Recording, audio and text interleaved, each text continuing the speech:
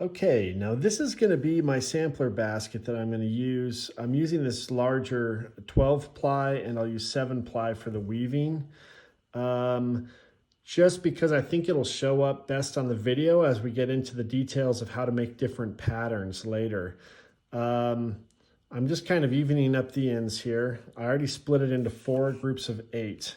Now, the smaller plies, you can kind of, I'm going to find the middle here by roughly folding it in half and squeezing it together. The smaller plies you can squeeze together better than the bigger ones. So the 12 is the hardest one to squeeze together and get it to stay. But I'm just going to try to do it well enough for the video here. Now, last time we would have done a cross base like this, you know, with the two bundles crossed. This time, what we're going to do, this starts to get messy, especially with the 12 ply. Like I said, the smaller ones, you can kind of squeeze the waxed linen into bundles, but this will also approximate more if you're using a different type of material. So I'm going to find the middle. Now, what I'm going to do is, we have the cross base, and then I'm going to lay this bundle, on top next to the other one here. Basically, we're just going to do a simple weave of the 4 bundles at the base. This allows you to have more spokes when you start the basket. This is 32 spokes. 36. No, 32 spokes. Sorry, bundles of 8. 32 spokes, but they're really large spokes. So now I'm going to take this and weave it basically under this other bundle. I'm going to go on top of this bundle to the right and under this bundle. So what you should see here when I move my fingers is, see this one? I didn't get it all the way under. There we go. And then kind of push it together. You just got a simple over, under right here at the beginning of the base. I'm going to kind of push it to try to hold it in place here. And you can double check if you want to make sure you have 8 in each one of these as you go through, especially because it's kind of a mess as you're doing it. But that's your base right there.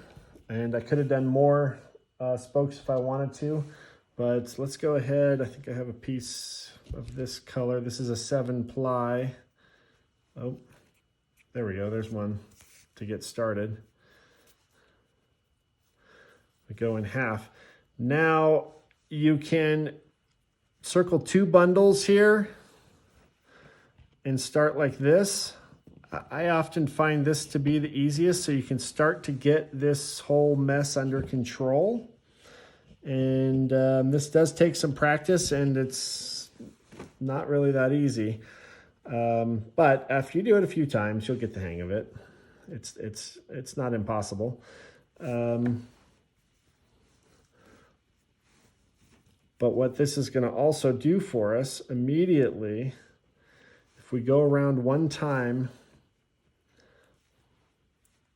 now see how these are crossed. I want to straighten it up. Whenever you're going along, you want to always keep things straightened up. When things become messy, straighten them up. That's going to make a nicer looking basket, I think. In my opinion, more like what I do, where there's a lot of sort of precision involved. If you don't straighten up at every step as you go when you're weaving, then the basket just won't be as precise, which is fine. That's a different look. Okay, then they're already split because of the way we made the base there. Just make room and push this all the way down in there. And by the time you get around this time, So make sure you grab the right ones here, and then it'll split more easily, like that just did. By the time you get around, I'm pulling on it to tighten it up. One time with this, it'll really be holding itself together well, and will really be starting to take shape.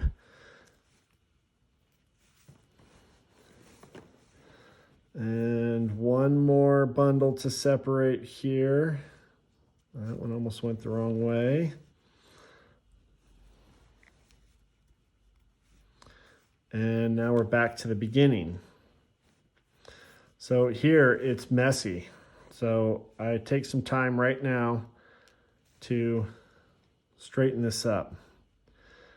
And I was reverse twining as I went around. So if you want to see how to reverse twine this, go to the video on reverse twining.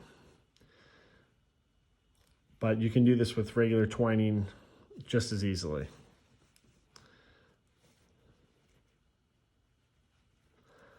And that is about it. That's the start. Now you can kind of separate all these out. You can see there's room enough in there to split the bundle again, but you might want to go around one more time just to kind of solidify it. Again, this is where you really get into your personal preference, whatever you want to do, however you like to do it. I'm going to go ahead and go around one more time on this one.